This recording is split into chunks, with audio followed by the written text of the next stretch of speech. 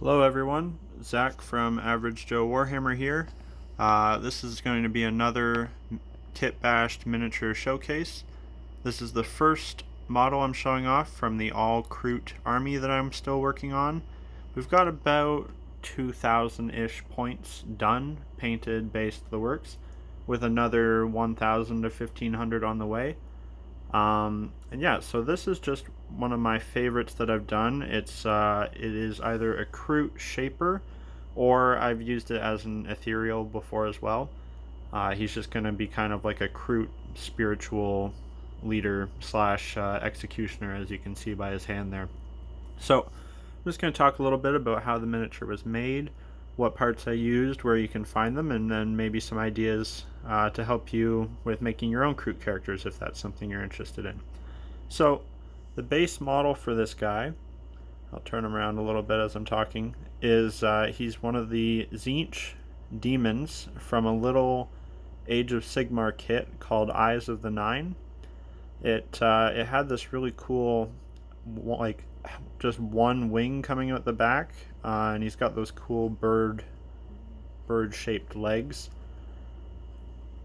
So one thing that's a bit of a challenge with making the all Kroot army is there's not very many models that fit the Kroot profile. So for those that don't know, the Kroot, they're a pretty niche, underrepresented faction in 40k, but they're super cool. They're basically like bird, dinosaur, alien, bipedal creatures. They have all different forms and all different variations of them. Basically, what they eat helps shape their actual biology, and they can change depending on what they're eating a lot of. So when you're looking for models to kitbash for Kroot, there's a couple things that you need to look for. One, I mean, depends what you're making, but they should be a rough Kroot size. I have some unpainted carnivores here to just kind of show that he's about the right size.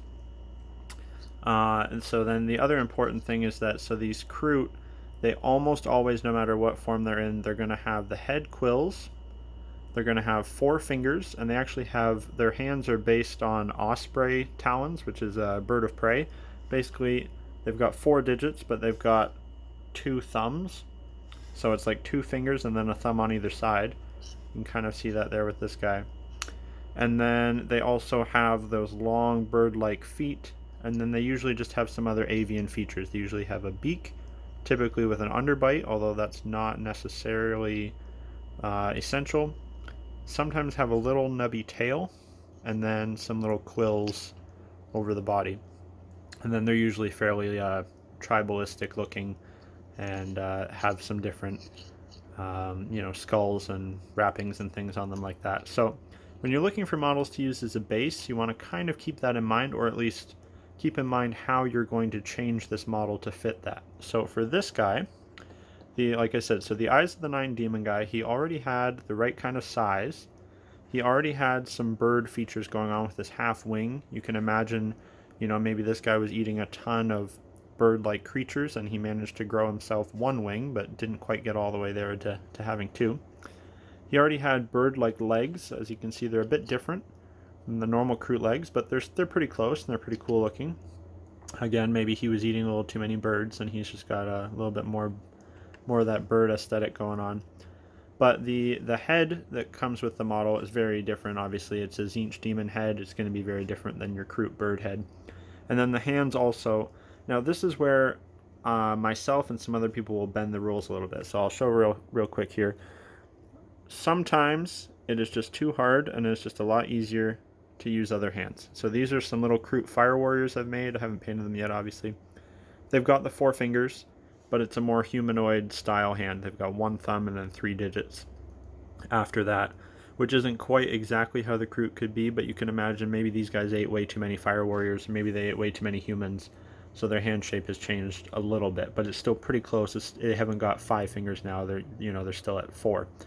But I really wanted this guy to because he's my HQ. He's one of the HQs. I want him to be, really representative of the race. So I wanted him to have the proper hands. So for hands, you've got a couple options. As you can see, he does have proper real Kroot looking hands with the 4 digits. You can either take hands from the carnivore kits, and the kit's actually really good. It comes with a lot of extra parts, and it does come with some extra arms and things to use from. But you're really limited on what hand positions you're going to get. You've got a couple that are like holding knives and stuff, and I believe the one that I'm using here is one of the ones that would be holding like a dagger in the box, and I've clipped it to accommodate the spear, which we'll talk about in a second. But then for his other one here, I actually did something I've never done, and it's not totally perfect, but we're average Joe Warhammer here. It's just average, it's not perfect. And I actually sculpted it myself. So that's the actual demon's arm and hand. And then I sculpted the fingers. I think I had to clip one of the middle ones off and then sculpted around that, or sculpted over them to get the correct placement of fingers and the right length that I wanted. Because I knew right when I was building this that I wanted him to be holding up a head. I wanted him to be like a shaman ritual leader. Maybe he's sacrificing this head, or he's just showing how weak the Tau are and how they all need to be killed. My Kroot are super anti-Tau. Maybe I'll touch on their backstory in a different video. It's kind of funny. But so basically what I did, the hand that it comes with is already kind of has that pose, that outstretched hand pose, like he's reaching forward for something. I think he's supposed to be casting a spell or something silly and uncrooty like that. So what I did was I basically glued the head in place, and I had already went and I green stuffed, I'll see if I can focus on it a little bit better. I had green stuffed the nasty little bloody spine on the bottom, and then I used the end of a hobby knife to kind of carve up his eyes and scratch up his face a little bit. Really looked like this poor Tau has been put through the works here. So I glued that in place to the normal hand, and then once that had dried and everything was settled, then I was able to very carefully sculpt the fingers around the head. And if you're doing something like that, I definitely would recommend making sure that everything is stable and everything is set before you start doing that, because that would just be the absolute worst. You're trying to use a little tool and very fiddly sculpt fingers, and then you actually knock the head off. So definitely give that time to dry and make sure it's all secure. Maybe even use a little bit of green stuff on the back of the head where it joins the hand to really make sure you've got a secure connection. But yeah, so that's how I made his hand, and I think, so it wasn't perfect. This is my first time trying to sculpt something so small. You can see one of his fingers is actually a little bit too long, but with sufficient blood paint, you can really cover that up, and you've got some leeway with Kroot to say, well, you know, he's just kind of got a weird hand. Maybe he's got one extra long finger or something. But yeah, I think it's cool. I think it looks pretty much the way I wanted it to. So next, for what I had to actually change from the normal model, is he had some weird little Tzeentch demon symbol on his belt there, and it was just kind of like an eye, I guess because he's the eyes of the nine. I don't know what that means. I'm not an Age of Sigmar guy. But so I scraped that off, filed it off, and then I went ahead and green stuff sculpted this kind of bird or avian shaped skull on his chest. And as you can see, it's not perfect, but again, I think it represents what it should. And maybe it's, you know, I don't think Kroot are necessarily going to be the best artists in the world with only their 4 digits and 2 of them being thumbs. So maybe he sculpted that all by himself. Oh, sorry, that's shaking. I was just moving there. So yeah, so that's what that's from. And then his head is really cool. I really like the mask. And it's like he's screaming at his followers there. So it is a base Kroot carnivore head, just like you would get in the carnivore box. You also get extra heads in that box if you buy it.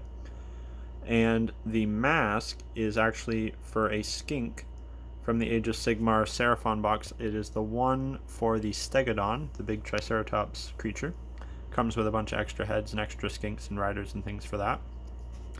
And so I had to cut a bunch of the skink head off, cut the lower jaw off the skink, cut the back of the head out, and then the opposite for the Kroot head. I had to cut the top of the head away, and then I used a little tiny bit of green stuff in there, and very carefully positioned it and just got it to where it all looked like it made sense and really smoothed that out. You work it into the hairline. You want to keep that hard transition, you know, where like the lip of the mask would be or the edge of the mask would be. And yeah, I'm really proud of that. I really think that looked out cool. Oh, this little feather, that's off something else from that same Seraphon kit. just glued that on separately. Thought it looked cool. Almost like one of those hippie earrings with the feathers that you see some ladies wearing. Of course, I don't even think Kroot have ears. They probably have some sort of a reptilian little ear hole. So, but I mean, he likes it. He's got some good fashion. So, and then his spear is, again, it's from that same Seraphon kit. That is really a cool kit for extra bits. Even if you just know somebody that has it, they probably have tons of extra bits from it. There's spears, there's javelins, there's a giant crossbow launcher thing. There's extra skink parts, which skinks are pretty good for some Kroot conversions. They're a little bit smaller than Kroot, but sometimes you can get away with the parts like this head.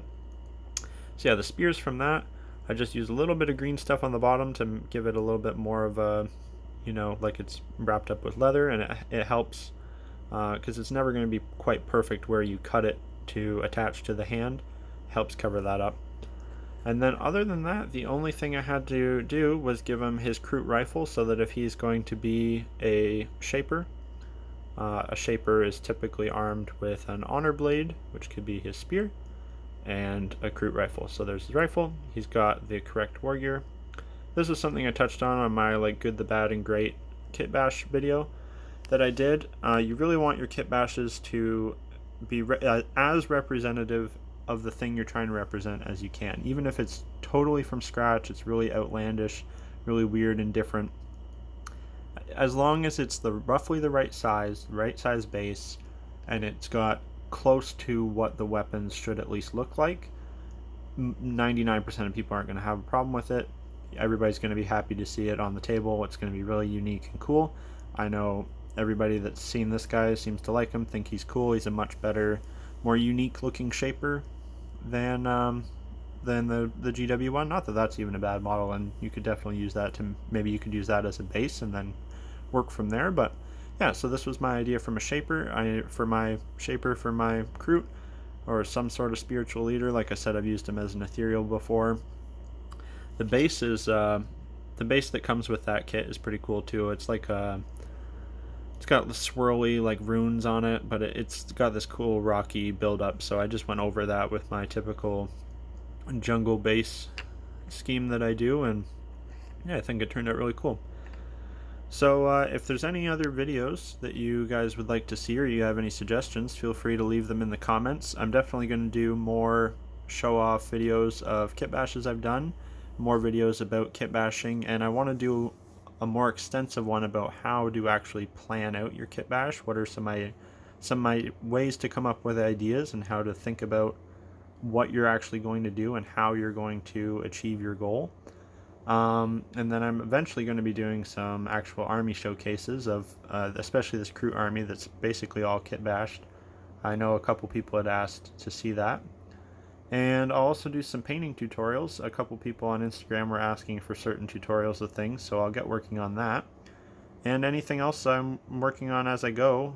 This isn't going to be like I'm not going to be some big, legit YouTuber. I'm just going to kind of use this to keep track of my hobby progress, and anybody that wants to see it is free to tune in and see. Alright, thanks for watching. Bye now.